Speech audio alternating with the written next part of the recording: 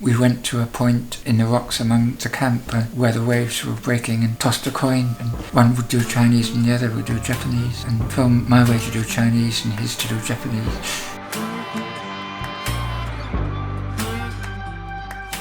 So David, thank you for taking the time to have this conversation with me. It's a pleasure. Thank you for inviting me. And I wanted to ask you about your path with regards to Chinese studies. So how did you get into this area of research? I was at a minor public school in the west of England where classics were very well taught, inspirationally really, by two teachers who really enjoyed teaching Latin and Greek texts. And having already won a place at St John's, I was confronted with the question of whether or not to do national service, and I had an older brother who learnt Russian in the Navy, and he'd heard that there was a course in Chinese run by the Air Force, and my twin brother and I went along to the recruiting people and said that although we were on the cusp and didn't have to do national service, which was coming to an end, we would do it if there was a reasonable chance of getting onto the Chinese course. And they said there was, so we did the basic military training in the Air Force, and then were taught basic Chinese really quite well in a series of barrage balloon hangars in rural Gloucestershire, taught by a mixture of Chinese refugees from Hong Kong and Air Force officers who had acquired some Chinese. That course lasted for about 10 months, and then we were sent to Hong Kong. When was this? In terms oh yes, of time-wise? This was 1957 to 59. All right. Yes, 23 months. About 10 months of basic training in Chinese, using American textbook from Monterey and military academy on the west coast, which used GR Goyu Luoma's Zhao Yuanren's system, which was already beginning to lose status. But much later when I met Zhao Yuanren, I reminded him that we started to learn Chinese by this wonderful system where you spell the tone into the romanization. Yeah, into the spelling. Yes, yeah. Yes. And one of the, I think it was lesson 4, had a poem by Li Bai in it, that very well-known poem, the Chuanqing Mingyue Guang, Yishe Di Xiang Shuang. And we'd already been taught that it's good to learn classical poetry, Catullus or Theocritus or even Sappho by heart, so I could sign this poem by Li Bai to memory at the age of 18 in the Air Force. And I think that's the start of my encounter with classical Chinese. But at this point you were primarily taught to speak, right? To listen, actually. To listen? Yes, okay. Because we were trained to listen to Chinese signals. The Chinese were monitoring incoming aircraft landing at the old Kai-Tak airport, the very old one, not the one that jutted out into the strait, but the one that ran parallel to the Jiulong Mountains. We were monitoring civil aircraft landing there because the Chinese broadcast their coordinates, and they were afraid that aircraft might stray over into Chinese airspace, so everyone was copied down in a series of coordinates. That's what we were doing. We were overtrained for that job quite seriously, because really basically all we needed to know was 1 to 9 in Chinese. Yeah. But we were taught the whole language using Simon as well as this Monterey textbook. And in Hong Kong, we worked alongside these refugee scholars, and so we found out what the syllabus was here, and bought some of the books. I remember buying Han Feizi and Xunzi in Hong Kong before I came back and started studying. So then we came back and studied, and because my twin brother and I decided that we had to split up, we'd done exactly the same in life up to that point, because the Air Force allowed twins to stay together, whereas in principle the Navy and the Army split twins up. But we decided that we had to do different things, so we went to a point in the rocks at the camp on where the waves were breaking, and tossed a coin, and one would do Chinese and the other would do Japanese, and it fell my way to do Chinese and his to do Japanese. So when we came back here to St. John's, he took Japanese with Carmen Blacker, Douglas Mills, Charles Sheldon, and I did Chinese with a slightly larger stuff, the main ones being Pulleyblank, Denis Twitchett was the lecturer, Jiang Xintang was a lecturer, Cheng Te-k'un was teaching art history, and there were lectors as well, who varied very much in quality, but some of whom were very good. So really the difference between the course then and I think the course now is that it was more or less half and half, Gu Jin, ancient and modern. So we joined the second year because we'd done Chinese in the Air Force, it had a foundation, but the first class was Mengzi and then Xunzi, Shiguo, 10 faults, and that's Han Feizi, sorry, and then Xunzi and then Gu Shi Shi Jiu Shou, and I would say that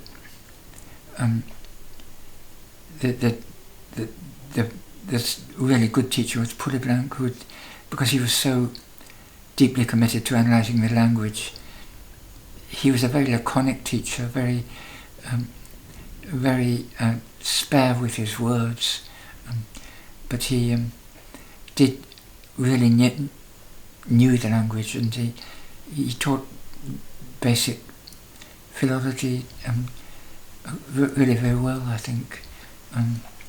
Van der Loon was also very much committed to teaching Gudai Hanyu, and he taught us how to use Carlgren's Grammata Serica Recensa, and he taught us how to consult the phonetic series, so that we read in the final year we read the Tianxia Pian, and we were trained to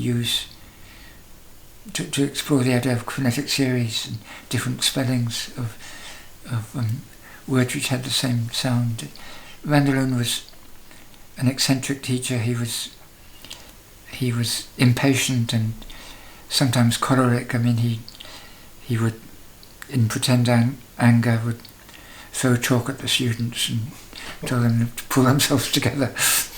But as Tim Barrett said, he threw out the Matthews Dictionary through the window. He had he had a particular bête noire for Matthews, which we still continued secretly to use, because it's an easy to use dictionary, and you do get very committed to a particular dictionary.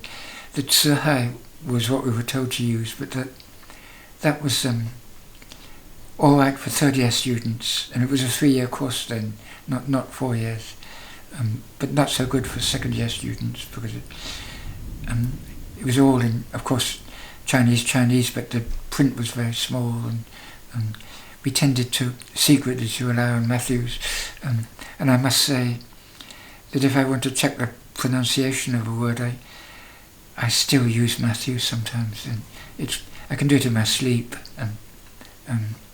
But Pulleyblank was ambitious for his students. A very very shy man, actually, very laconic, but he took us through some pretty advanced texts, including they had a system of options, which was for part 2, which was just 1 year course, but comparable, I think, probably to the range of options that you have now. But the text one of the texts he used for the part 2 option in the Tang Dynasty was the Xingzhuang for Yan Lugong, Yan Zhenqing, the famous calligrapher, which is available only in unpunctuated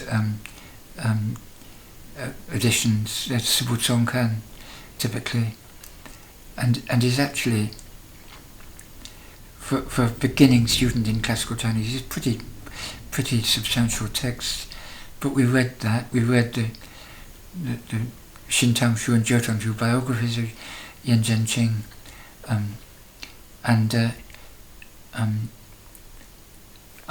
for that option. But we also had the Hongnong, 2 chapters of the Hongnong Meng. We had I think more poetry, and I think we read bits of the Ruling Waisha as well with Jiang Xintang. Always relatively small selections, but looking back, I think the quality of the language instruction given by Pulleyblank was outstanding. I mean, I still remember some of his glosses on key particles and so on. So, and we had to write. We didn't have dissertations, but we had long essays, which he said, and he taught very well. I rather lost contact with him after he supervised me as a graduate student, and again he was very good. Again, very spare, very laconic in what he said, but he always said things which you took away and thought about, and so that was. So I was extremely lucky in that. In those days, funding for graduate students was strictly 3 years state, but I managed to get the second year in Taiwan as a special student at Taida, Zhongwenxi, Pangtingle, and I was the only British student there. As the Americans were up and running with the Stanford Center, and they did allow me to use their facilities. It was run by a man called Albert Dien on the west coast. He and his Chinese wife were extremely kind to me as the only stray British student in Taipei at that time. Then I went back to Cambridge, did another year. Then I won a Harkness Award to America for 2 years. Well, for 1 year in the first instance, prolonged for a second year, and I was again extremely fortunate to be admitted as a special student at Harvard, where I did I did intensive Japanese, and also attended classes by J.R. Hightower on Chinese literature, Achilles Fang on Chinese literature,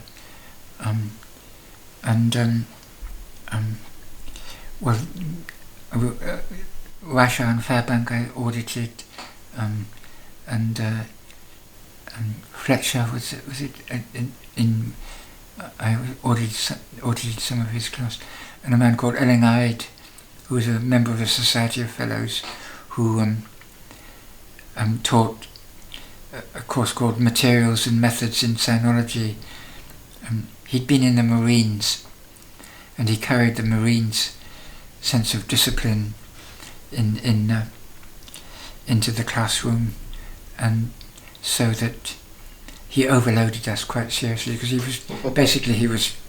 he wanted to use the graduate students there to produce a handbook called Materials and Methods in Xenology. And he overloaded us so much that some of us at least had to stay working at 2 Divinity Avenue on Saturday evenings just to keep up, and we called that the Losers' Ball. But Ellingham was not seldom really pleased with the work that was done for him. But I did produce a book called Concordances and Indexes to Chinese Texts, which listed and described all the texts that were available, mostly the Howard Jenting series, including the classics and of course William Hong's concordance to Dufu. That was, I mean, the whole experience was salutary for me, because the American students were far harder work than we were at Cambridge, and you really had to commit yourself and spend a great deal of time just to keep up, and they were very exacting, much more professional in their demands than making our graduate life as graduate students here seem very leisurely and and lacking in intensity. So that lasted until I think 67 or 68, and I did a summer course in Stanford in Japanese, and that was very pleasant. And then I came back here, and by that time Pulleyblank had gone back to Canada. Denis Twitchett was either about to be, or had been elected as professor, or was about to be, and a government report had been published encouraging Cambridge and other departments to provide more for modern Chinese studies, and Denis Twitchett was very sceptical about aspects of modern, the student interest, particularly in modern China, because it was the 1960s were a period of student discontent, and especially in France, obviously, but also here, and he wanted to guard against any appointment of modern Chinese that would encourage a kind of left-wing idealism and discontent, basically. So he told me to apply for it, although I was doing 8th century Chinese literature, and alongside Tim Wright and mainly Tim Wright and Don Sutton, who went to Carnegie Mellon or did a PhD at Columbia, and for whatever reason, Denis Twitchett appointed me, to my great embarrassment, because I was not a modern China specialist, I was medievalist, and I felt deeply embarrassed at this, but I did accept the offer and started teaching, and the load that I was given was, I taught modern Chinese texts. I taught Lao Shi and Hu Shi, Cao Yu, Ru Chu, a drama called Ru Chu, Sunrise. Because I had the title assistant lecturer in modern Chinese. It took an enormous amount of effort on my part to prepare these texts, because quite frankly my modern Chinese wasn't up to it.